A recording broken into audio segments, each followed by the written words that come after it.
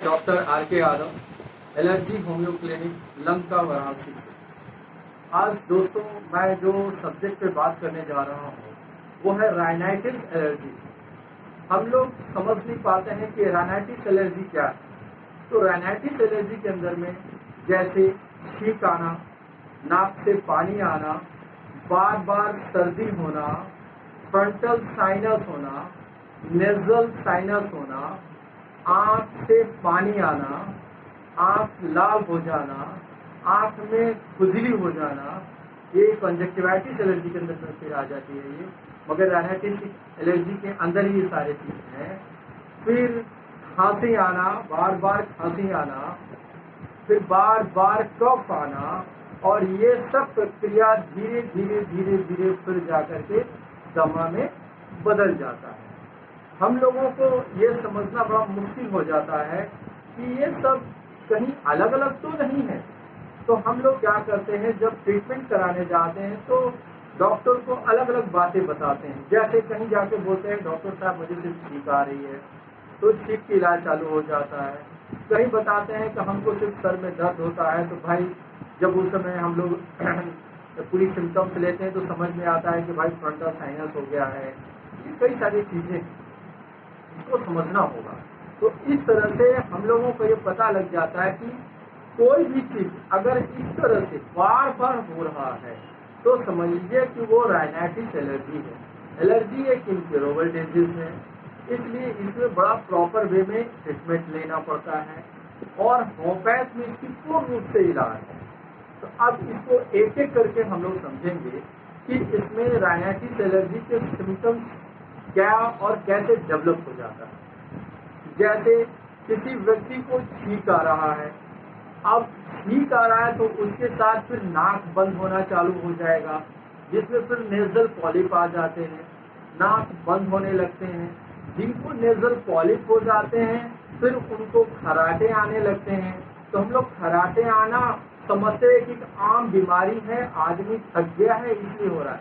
ऐसा नहीं होता है।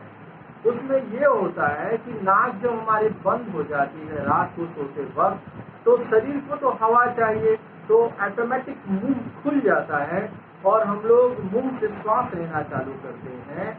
फिर अब हमको उस समय फिर हमारे शरीर से, हमारे मुंह से फिर वहां से आवाज आता है जिसको खर्राटे कहते हैं। तो इसको खर्राटे को कोई आम चीज मत समझिए, ये एलर्जी का ही एक पार्ट है। उसके बाद अगर हम लोग इसकी प्रॉपर ट्रीटमेंट नहीं लेते हैं तो फ्रंटल साइनस, साइनस में क्या होता है, खाली जगह होता है, तो बार बार सर्दी होने से वहाँ पे जो है एक गंदगी इकट्ठी हो जाती है। तो उसके वजह से हैवीनेस ऑफ हेड होना, सर भारी लगना, सर दर्द होना, इस तरह की कई सारी परेशानियां चालू हो जाती हैं। फिर हम लोग धीरे धीरे प्रॉपर ट्रीटमेंट नहीं हुआ तो वो धीरे धीरे धीरे धीरे कई सारे सिम्टम डेवलप होते हैं। जैसे आँख से पानी आना, तो ये कंजक्टिवाइटिस एलर्जी के अंदर में आ जाता है। तो आँख से पानी, हमारे आँख में हमेशा पानी लुब्रिकेट होता रहता है मॉइस्चनेस के लिए। तो जो लैक्रिमल डक्ट होते हैं उनका काम होता है उस पानी को सैक करना, तो सैक नहीं कर पाते हैं तो आँख से पानी बाहर निकलने लग जाता है, आँख में खुजली होती है, आँख में जलन होती है और आँख लाल हो जाता है। बहुत लोगों को राइनाइटिस एलर्जी के अंदर में सिम्टम्स आते हैं कि कान में खुजली होती रहती है, सारे टेस्ट कराते कुछ समझ में नहीं आता है, तो वो कान में भी खुजली होने लग जाती है।